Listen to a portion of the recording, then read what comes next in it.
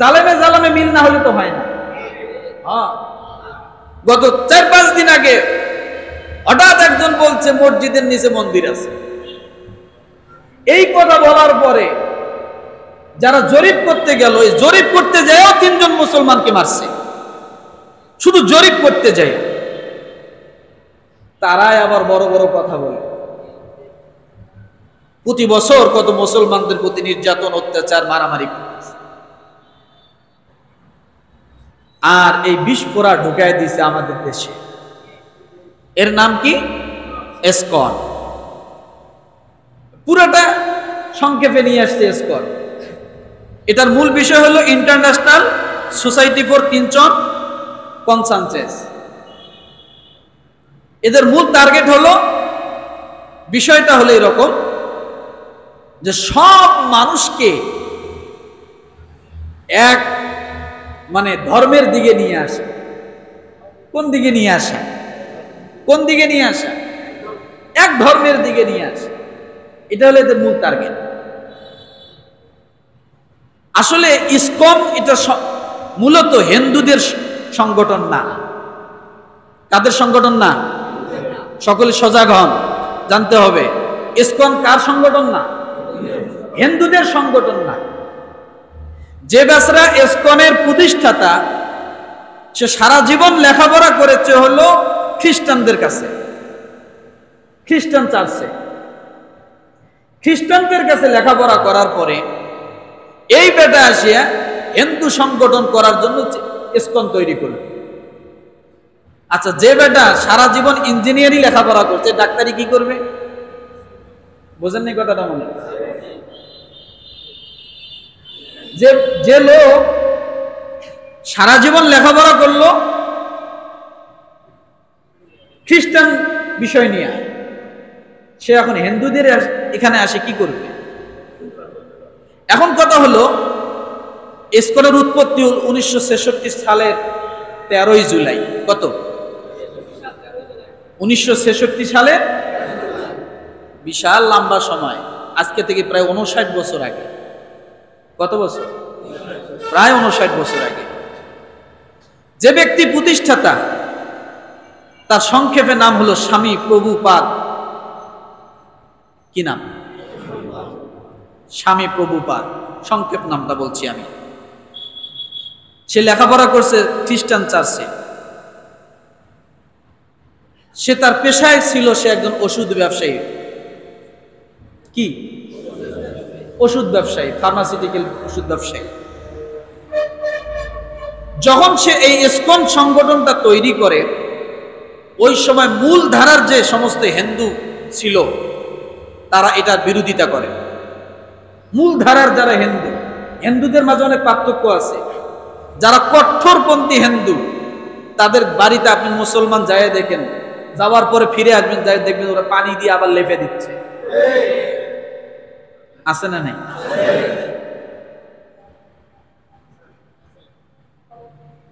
কারণ আমার বাড়ির আশপাশ প্রায় হিন্দু আছে, তো তবে তাদের সাথে ভালো একটা সম্পর্ক আছে।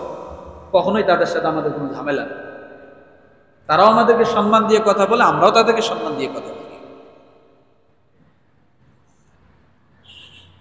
তো আমার ভাই, মূল ধারার যে হিন্দুরা, তারা কি করলো? কারণ এ লোক তো খ্রিস্টানদের লেখাপড়া করেছে, খ্রিস্টান বিষয়ে তার জ্ঞান নিয়েছে। সে এখন হিন্দুদের এখানে এসে নতুন সংগঠন কি করবে? হিন্দুরা এটা প্রতিবাদ করলো। করার পরে ওই সময় হিন্দুরা যখন সাপোর্ট করলো না, তখন সাপোর্টে দৌড়িয়ে আসলো মহাব্বত নিয়ে, মায়া নিয়ে, একেবারে ভালোবাসা নিয়ে আসলো ইহুদিরা। কারা? কারা? যে আসো, তোমাকে হিন্দুরা যখন সাপোর্ট করে না, আমরা তোমাকে ফালাবো না, আমরা তোমার সাথে আছি।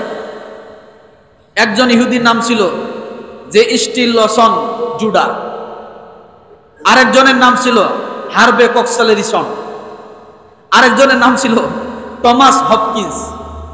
এই 3 জন মিলে মায়া দেখায়া, মায়া কান্না করে ওই স্বামী প্রভুপাদকে তাদের দলে নিয়ে গেল।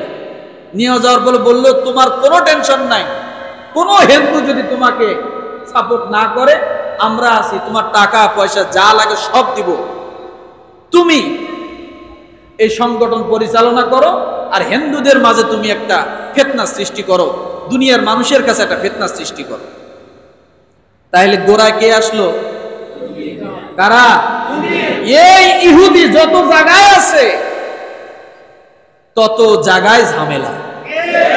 আল্লাহ এই জন্য ইহুদিদেরকে বলছে, আল্লাহ ইহুদিদেরকে লানত করেছে, ইহুদিদেরকে আল্লাহ গজব দেওয়ার কথা বলেছে, লানত করেছেন, কারণ ইহুদিরা লানত প্রাপ্ত, কারণ এরা মানবতার দুশ্মন, এরা মানুষের দুশ্মন, মানব জাতির দুশ্মনের। এই তিনজন মিলে স্বামী প্রভুপাদ যে নাম, তার সঙ্গে যোগ হয়ে এটা মোটামুটি ভাবে একটা প্রসারিত করার চেষ্টা করল। এরা সকলেই কিন্তু চিহ্নিত খ্রিস্টানদের এজেন্টরা, তারা চিহ্নিত, তারা উভয়ভাবে কাজ করত, খ্রিস্টান হয়ে এবং ইহুদি হয়ে, দুইটা দলেই হয়ে কাজ করত আমার ভাইরা। কিন্তু এটার উৎপত্তি হলো নিউ ইয়র্কে। কোথায়? কোথায়? ওই সময় হেড অফিস কোথায়? New York. কারণ এদেশের যত, এ দুনিয়ার যত ঝামেলা সব ওই লাল কুত্তাদের কাছ থেকে, সব ওই আমেরিকার থেকে ঝামেলা। কিন্তু দুর্ভাগ্যের বিষয়, ওই দেশে হওয়ার পরেও ওই দেশে হেড অফিস করতে পারেনি। হেড অফিস এসে গেল এই ভারতে।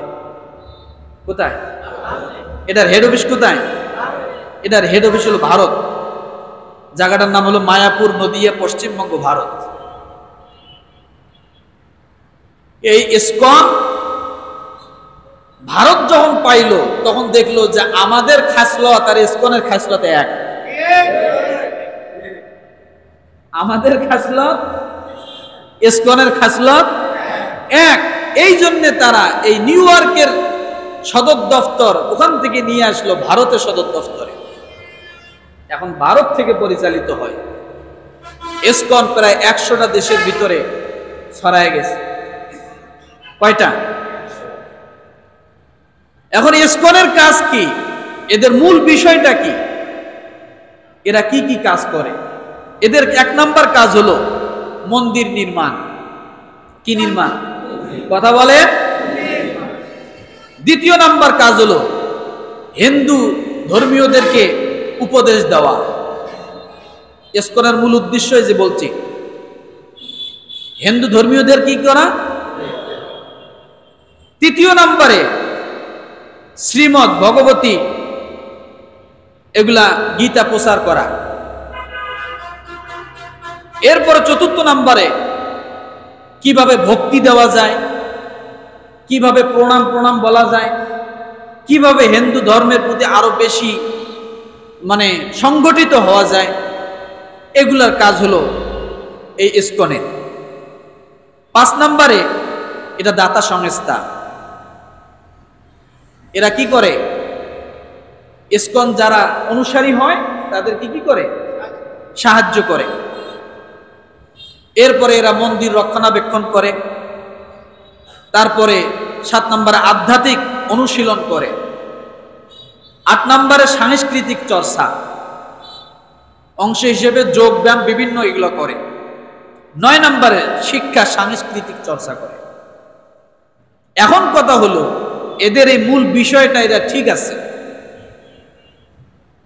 কিন্তু এদের একটারও ভিতরে ওরা নাই। পট পরিবর্তন হয়েছে। শুরু করছিল যেটা দিয়ে, কিন্তু ক্ষমতা পাওয়ার পরে তফসিল ঘোষণায় যা বলেছিল, কিন্তু ক্ষমতা পাওয়ার পরে তফসিলের ধারে কাছেও নাই, সংবিধানের ধারে কাছেও নাই। চোরকে ফাঁসি দিতে হবে, চোরের হাত কাটতে হবে, বা চোরকে শাস্তি দিতে হবে, এই আইন যে সংবিধানে ছিল, সেই সংবিধান পাল্টাইয়া বলছে যে চোর যতই চুরি করুক তাকে সব সময় ছাড় দিতে হবে। এইটা করার কারণে বেনজিরের মতো চোর বড় বড় বাংলাদেশে গজায় গেছে। বুঝেন নাই মনে কথা নাকি আরো বুঝতে বাকি আছে? সরে সরে করে বুঝাবো, বুঝেননি?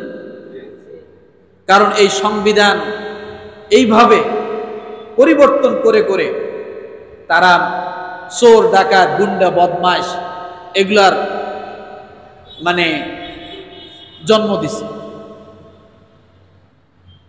ঠিক হুবাহু এই এসকনও তাই।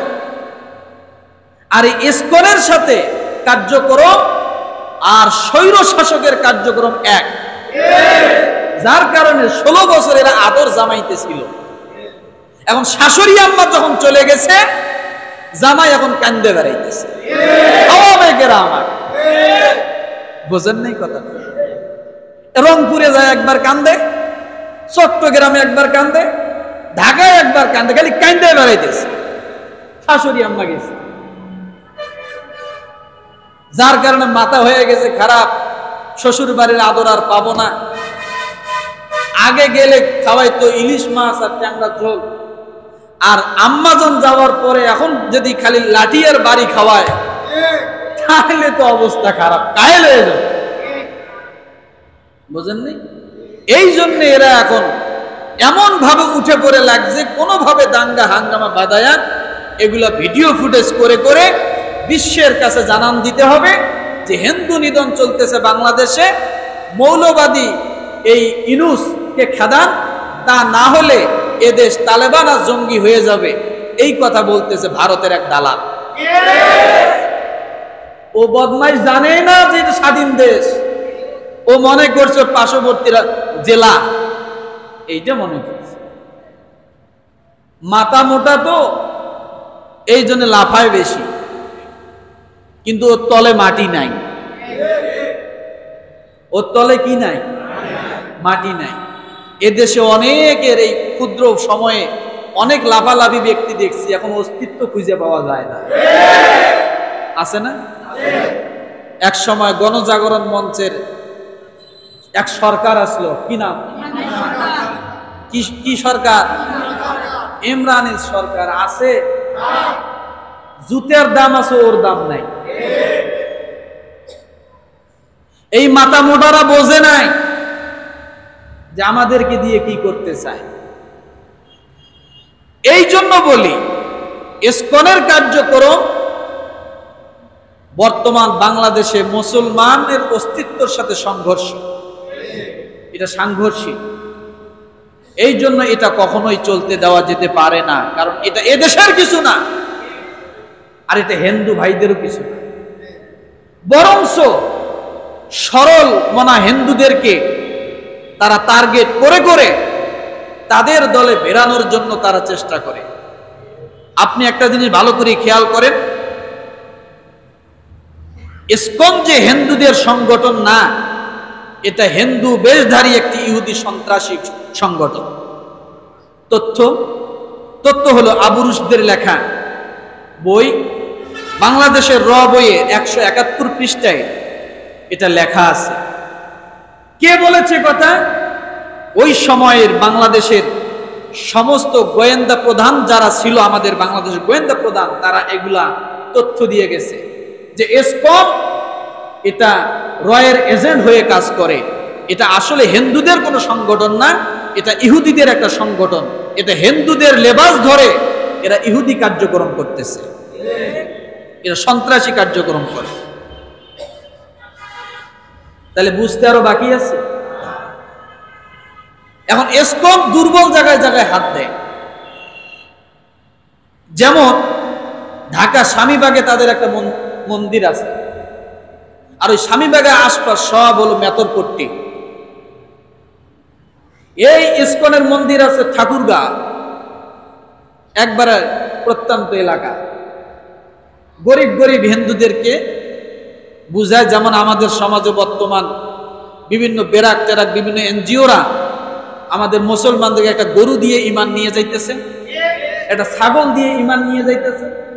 ঠিক একই কার্যক্রম ওই ইহুদিরা হিন্দুদের বেশ ধরি, হিন্দুদের পিছনে লাগে এই কাজগুলো করতেছে। বরঞ্চ এরা বরাবর এদের ইতিহাস তাকান, এরা সব সময় হিন্দুদের উপরে জুলুম করে করে মন্দির দখল করেছে। চট্টগ্রামে মন্দির দখল করেছে হিন্দুদের, ঠাকুরগাঁ পঞ্চগড়ে হিন্দুদের মন্দির দখল করেছে, ঢাকারে মন্দির দখল করেছে এই ইসকনেরা। তাহলে এরা যদি হিন্দুদেরই সংগঠন হবে, তাহলে মন্দির আবার জোর করে দখল করে হিন্দুদেরকে মারে, এরা আবার কারা? আসলে সরল মনে হয় যে হিন্দু, এরা তো বোঝে না, এরা হুদাই লাফাইতেছে, এরা শুধু শুধু লাফাচ্ছে। আর এই যে বেচারা যে আছে, এ তো হলো একজন দুষ্কৃতিকারী, যাকে গ্রেফতার করা হয়েছে। এ হলো একজন দুষ্কৃতিকারী, একে তো ইসকন থেকে আগেই খারিজ করে দিছে, ওকে বাদ দেওয়া হয়েছে। তারপর ওই লাল শালুক পরা দেখলেই মনে করে ওইটাই প্রভু, এটা বলে হিন্দুদের প্রভু। প্রভু আবার জেলে যায়।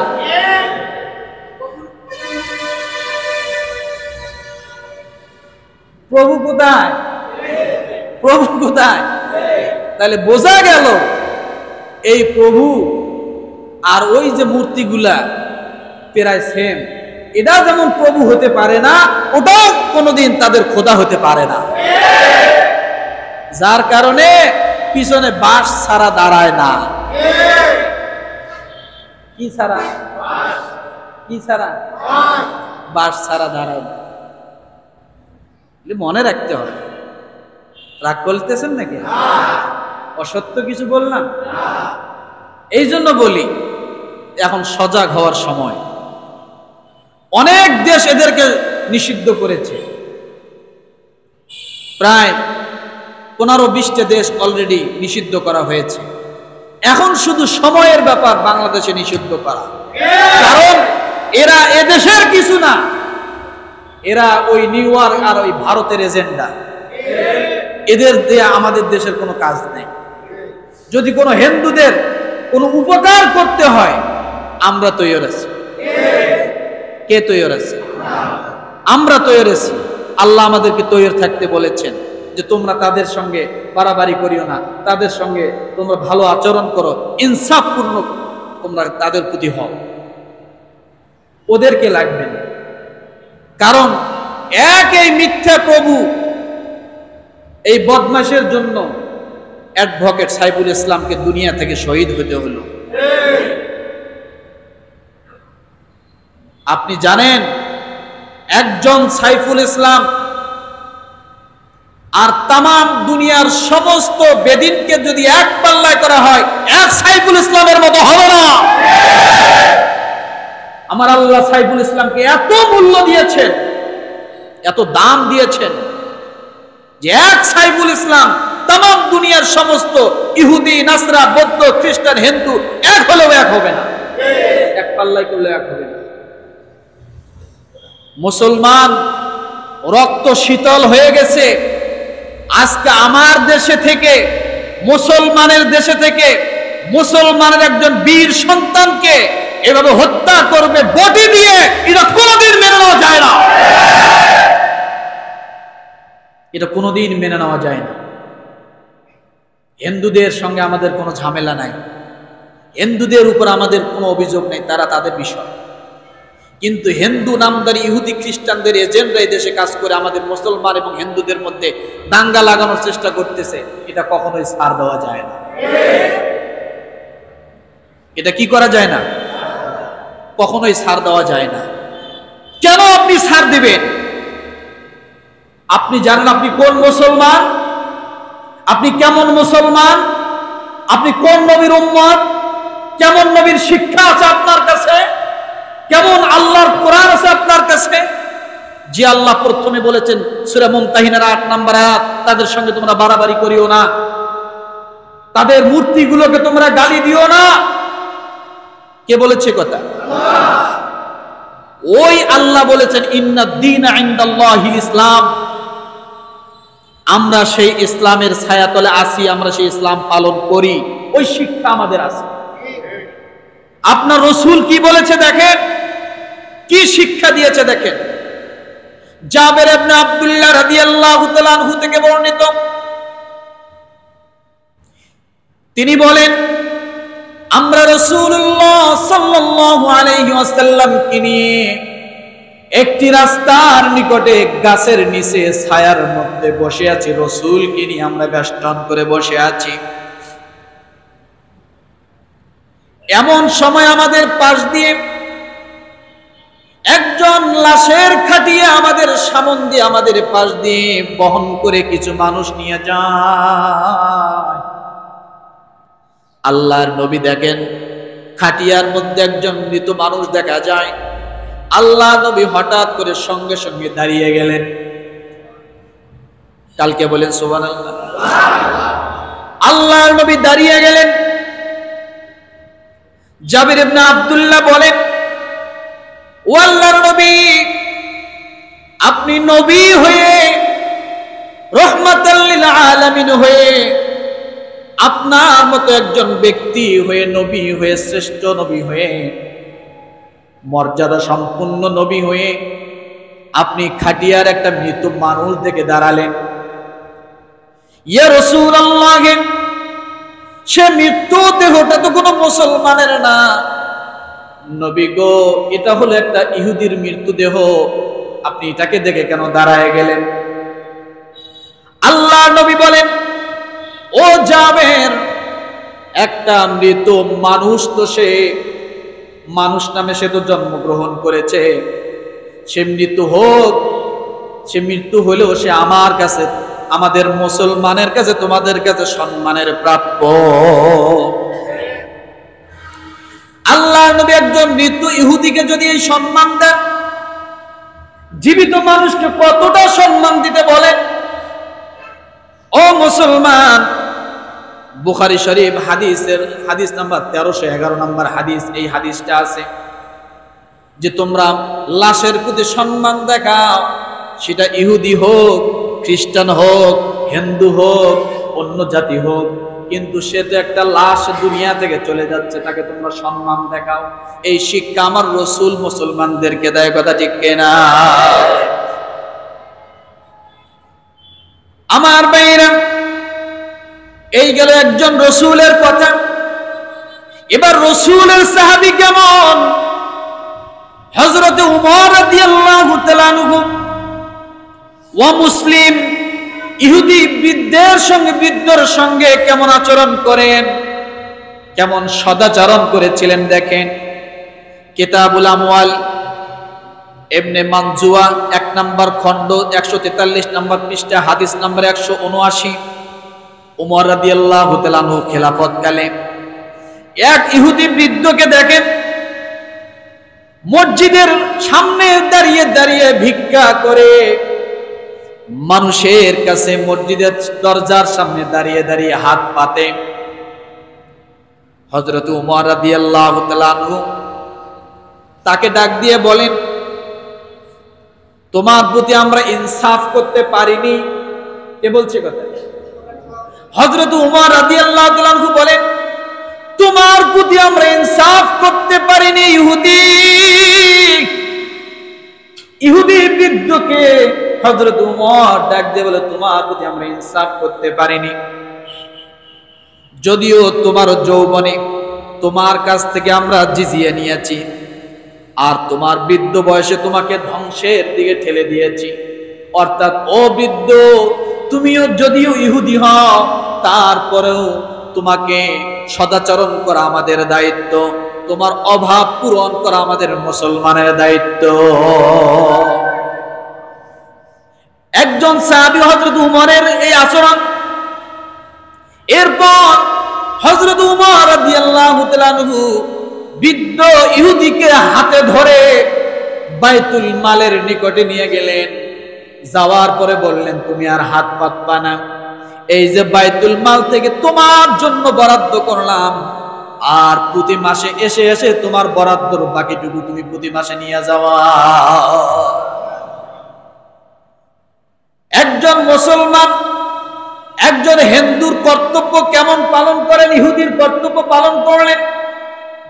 একজন ইহুদির হক রয়েছে মুসলমানের কাছে, এই শিক্ষা দিয়েছেন আমার রাসূল, এই শিক্ষা দিলেন আমার আল্লাহ, এই শিক্ষা শিখে গেলেন রাসূল, এই শিক্ষা বাস্তবায়ন করলেন সাহাবায়ে কেরাম। কথা ঠিক কিনা? ও মুসলমান, এই জন্য আমরা এইগুলা থেকে সব সময় শিক্ষা নিব। অমুসলিমদের উপাস্যকে আমরা কখনো গালি দিব না। দ্বিতীয় নাম্বার, তাদের জানমালের সুরক্ষায় আমরা সব সময় অটল থাকব। তৃতীয় নাম্বার, অমুসলিম মজলুমদের বদদোয়া কিন্তু আমার আল্লাহ শোনেন। একজন কাফের যদি দোয়া করে শোনে কি শোনে না? কথা বলেন। একজন মজলুম যদি দোয়া করে শোনে কি শোনে না? শোনে।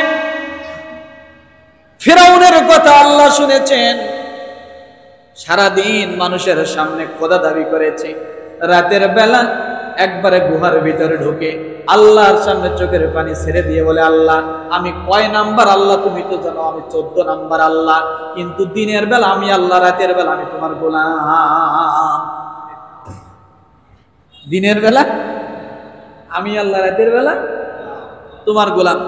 আমি যা চাও তুমি তাই দিবা, আমি দুনিয়ায় চাই আখেরাতে চাই না। আল্লাহ কে যা, তোকে দুনিয়ায় দিলাম, আখেরাতে কিছুই দিব না। আখেরাতে কিছুই দিব না। ও মুসলমান, এই জন্য বলি আল্লাহ নবী এই শিক্ষাগুলো দিলেন যে মুসলমানের জন্য এগুলো শিক্ষা।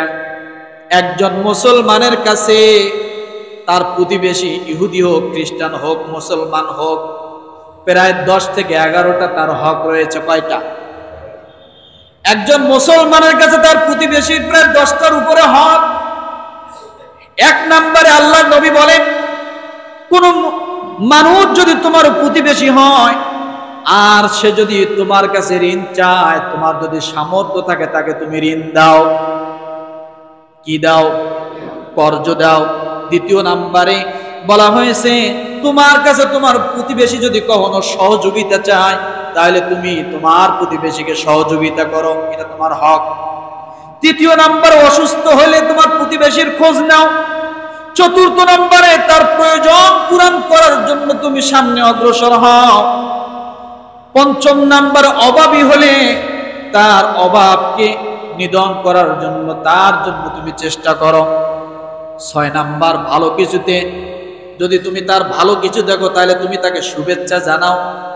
7 নম্বরে বিপদে সান্ত্বনা দাও। কি দাও? বিপদে সান্ত্বনা দাও।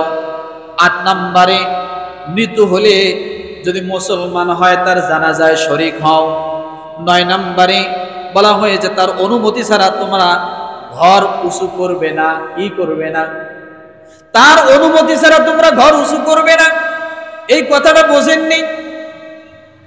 একজনের বাড়ি নিচে আছে, আপনি হঠাৎ করে তার পাশে বাড়ি করলেন বিশাল উঁচু করে, আপনার বাড়ির সব পানিগুলো তার বাড়িতে যায় ডুবিয়ে দেয়। আছে না নাই?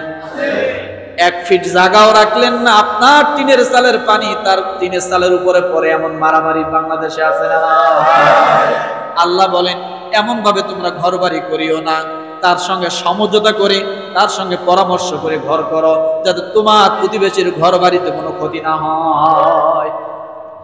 ইসলাম এগুলো শিখায়। ইসলাম কি? এগুলো শিখায়। এরপরে প্রতিবেশীর হক। রাসূল বলেন, তোমরা যদি ভালো কোনো খাবার রান্না করো তাহলে একটু ঝোল বা একটু খাবার বাড়িয়ে দিও, যাতে তোমার প্রতিবেশীকে একটু খাবার, ভালো খাবারটা একটু পৌঁছায় দিতে পারো তার বাড়িতে। সেটা হোক হিন্দু, হোক বৌদ্ধ, হোক খ্রিস্টান, প্রতিবেশী হলেই হয়েছে। এখানে প্রতিবেশীর কথা বলা হয়েছে, শুধু মুসলিম উল্লেখ করা হয়নি। কথাটা বোঝেননি? তাহলে প্রতিবেশী যে কেউ হতে পারে, তার বিপদে আপদে আপনার দাঁড়ানো মুসলিম হিসেবে, ইমানদার হিসেবে কর্তব্য আছে না নেই? কথা বলে। তাহলে ইসলাম সবসময় এটাই শিখাচ্ছে, অন্যের প্রতি সহানুভূতিশীল হওয়া। আর ইসকন সবসময় শিখাচ্ছে অন্যের প্রতি দাঙ্গা হাঙ্গামা করে, জোর জুলুম করে মন্দির দখল করা, মুসলমানকে মেরে ফেলা। এই জন্য এখন সময়ের দাবি, ইসকনকে নিষিদ্ধ করতেই হবে। আরো জোরে বলেন। আমাদের দাবি কি? ইসকন নিষিদ্ধ করতেই হবে, কারণ ইসকন হিন্দুদের সংগঠন না। আমরা হিন্দুদের নিষিদ্ধ করতে বলিনি, ইসকন নিষিদ্ধ করতে হবে, কারণ ইসকন এদেশের সহজ সরল মানুষগুলোকে ধোঁকা দিচ্ছে। তাহলে এ দাবি আমাদের থাকবে তো ইনশাআল্লাহ, থাকবে তো ইনশাআল্লাহ। আল্লাহ তাআলা আমাদের সকলকে সঠিক ইসলাম বোঝার জন্য তৌফিক দান করুক, আমিন। ওয়া আখির দাওয়ানা আলহামদুলিল্লাহি রাব্বিল আলামিন।